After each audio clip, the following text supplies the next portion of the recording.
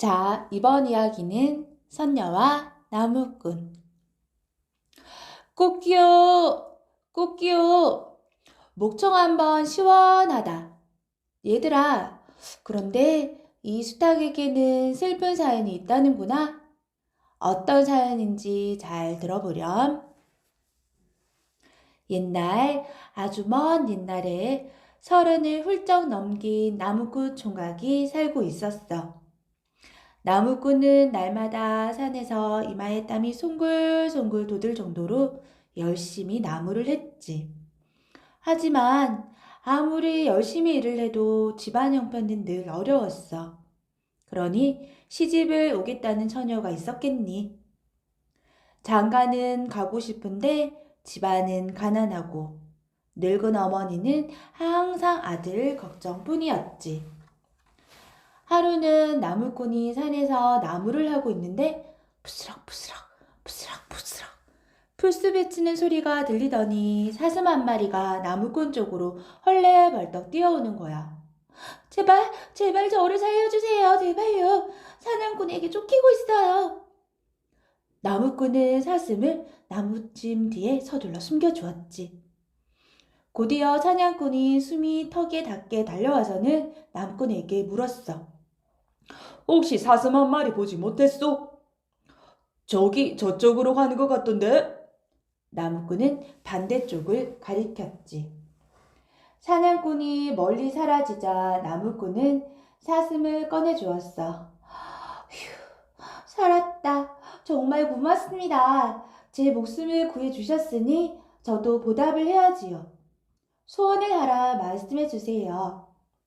나무꾼은 몇 번이나 거절을 했지만 사슴이 하도 조르는 바람에 소원을 하나 말했지. 어머니 모시고 나랑 같이 살 예쁜 색시가 있었으면 좋겠는데. 그러자 사슴이 방법을 자세히 일러주는 거야. 보름달이 뜨는 날밤에 산꼭대기 연못으로 가보세요. 하늘에서 선녀들이 내려와 목욕을 하고 있을 거예요. 그때 선녀가 벗어놓은 날개옷을 하나 감춰두세요. 그러면 그 선녀는 하늘나라로 올라가지 못하고 나무꾼님과 혼인해서 땅에서 살게 될 거예요. 그런데 아이를 셋 낳을 때까지는 절대로 선녀에게 날개옷을 보여줘서는 안 돼요. 꼭 기억하세요. 둥근 보름달이 뜬 밤, 나무꾼은 사슴이 일러준 대로 연못으로 갔단다. 그곳에서는 정말 선녀들이 목욕을 하고 있었어. 나무꾼은 바위에 놓인 날개옷 하나를 집어들었지. 어쩜 이리 더 부드러울까? 은은한 향기도 솔솔 나네. 날개옷을 감춘 나무꾼은 콩닥콩닥 뛰는 가슴을 누르고 커다란 나무 뒤에 숨었지. 얼마쯤 지났을까 목욕을 다 했는지 선녀들이 하나둘씩 날개옷을 입고 하늘로 너울너울 날아오르기 시작했어. 그런데 한 선녀가 이리저리 날개옷을 찾으며 발을 동동 구르고 있는 거야. 나무 뒤에 숨어서 보고 있던 나무꾼은 이때다 하고 다가갔지. 선녀님, 놀라지 마세요. 자신이 날개옷을 들고 나타난 나무꾼을 보고 선녀는 깜짝 놀랄 수밖에. 어서 옷을 주세요. 언니들과 함께 하늘나라로 올라가야 해요. 저의 아내가 되어주세요. 그러면 날개옷을 드릴게요. 저는 하늘나라 사람이에요. 하늘로 가야 해요.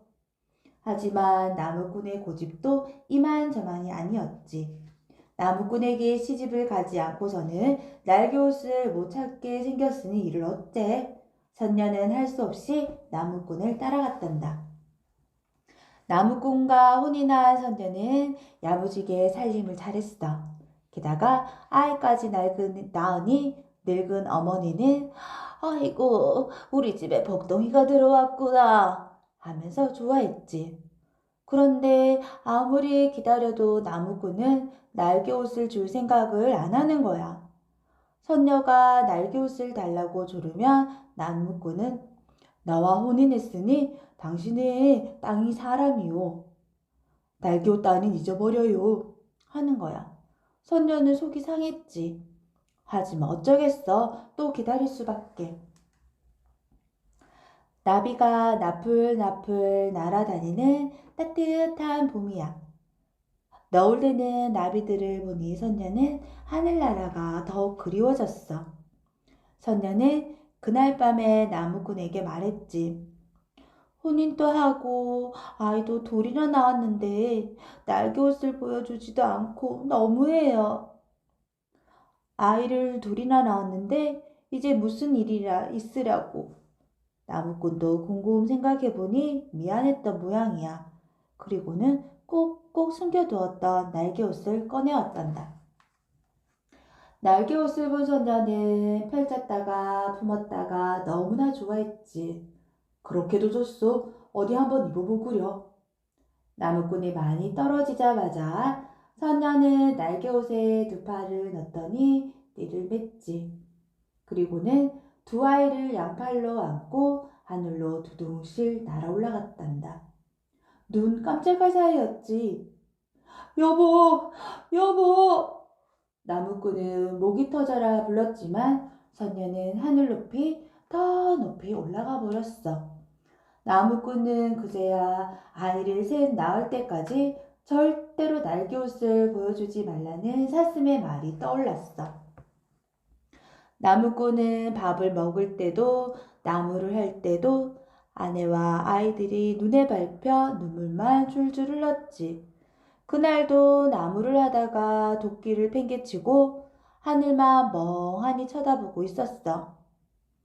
너무 슬퍼 마세요. 식구들을 다시 만날 방법이 있어요. 등 뒤에서 기에 익은 사슴의 목소리가 들리는 거야. 그때 그 연못으로 가면 하늘나라에서 물을 길어 올리려는 두레박이 내려올 거예요.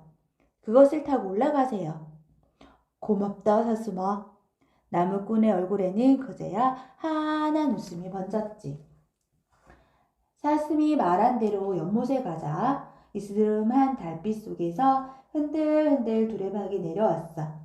나무꾼이 냉큼 올라타자 두레박은 다시 흔들흔들 하늘나라로 올라갔지.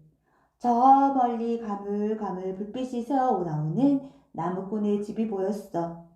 어머니, 아내와 아이들을 꼭 데리고 올게요.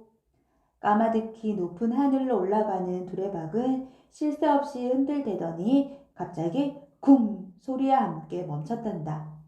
두레박이 하늘나라 정원 한 구석에 닿은 거야.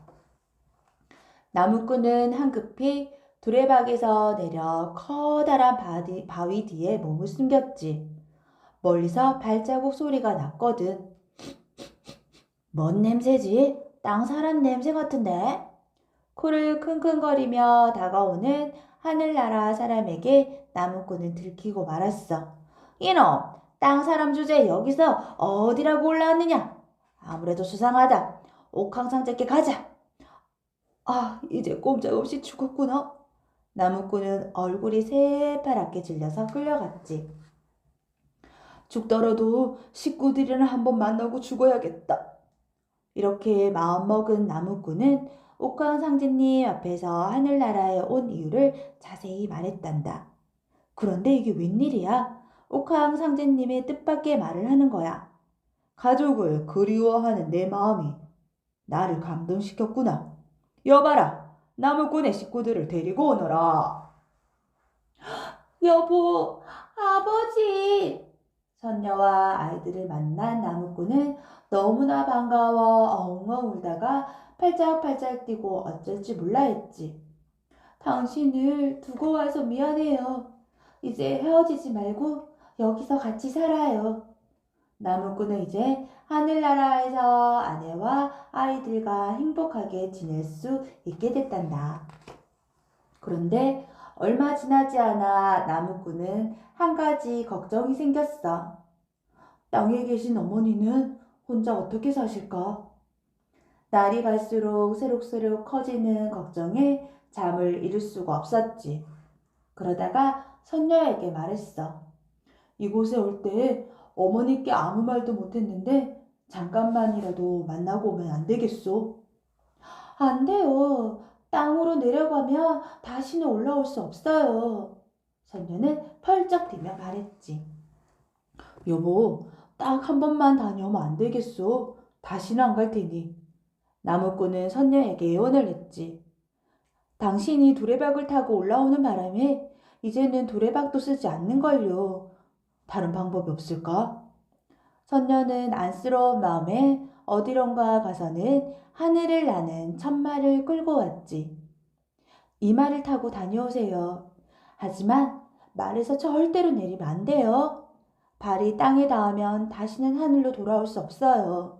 절대로 땅을 밟지 마세요. 선녀는 나무꾼에게 신신당부를 했어. 나무꾼이 허겁지겁 천마에 올라타자 천마는 새처럼 훨훨 날아 단숨에 나무꾼의 집에 도착했단다. 어머니, 어머니! 아이고, 내 아들 죽었는 줄 알았는데, 아이고, 어디 갔다 이제 오냐?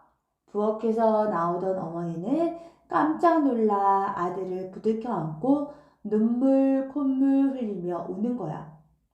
나무꾼은 어머니를 달래며 그동안 있었던 일을 모두 말씀드렸지. 어머니는 마음이 놓였는지 아들이 다시 돌아가야 한다니 얼마나 서운했겠어. 이야, 희생하면 언제 또 만나겠니? 마침 내가 좋아하는 호박죽을 쓰고 있었는데 그거라도 먹고 가거라. 어머니는 서둘러 부엌으로 들어가서 펄펄 끓는 호박죽을 한 사발 가득 떠왔지. 뜨거우니까 조심해서 먹거라. 천마 위에 앉은 나무꾼은 죽 그릇을 받아다 어찌나 뜨겁던지 그만 놓쳐버렸지 뭐야. 힝! 뜨거운 죽을 뒤집어 쓴 천마가 펄쩍펄쩍 날뛰는 바람에 그 위에 앉아있던 나무꾼은 땅으로 뚝 떨어지고 말았어. 그리고는 천마는 나무꾼을 남겨둔 채 끊어진 연처럼 하늘로 훨훨 날아가 버렸어. 날이 가고 달이 갈수록 나무꾼은 하늘나라에 두고 온 식구들이 점점 더 보고 싶었어. 하지만 이제는 사슴도 두레박도 천마도 아무것도 나타나지 않았어. 아내가 날개옷을 입고 내려오지 않을까? 아이들이라도 두레박으로 내려보내지 않을까? 나무꾼은 죽을 때까지 이렇게 하루하루 하늘만 쳐다보며 지냈단다. 그런데 어느 때부터인가 수탉 한 마리가 지붕에 올라 하늘을 향해서 목을 메고 울고 있었대. 바로 죽은 나무꾼의 넋이었지. 조금이라도 하늘 가까이에서 식구들을 부르고 싶었던 나무꾼의 넋이 수탉으로 옮겨간 거야. 수탉이 높은 데 올라가서 하늘을 보고 꽃기요 하는 것은 그때뿐이었단다.